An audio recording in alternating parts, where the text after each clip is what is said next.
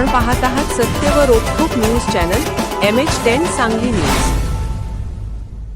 विटा खानापूर तालुक्यातील हिंदू धर्माचं पवित्र श्रद्धेचे स्थान असणारे रेवणगाव हद्दीतील वेताळगुरू हा भक्तांना नवसाला पावणारा आज दत्त जयंती व पौर्णिमेनिमित्त येथे सकाळी आरती नेहमीप्रमाणे करण्यात आली।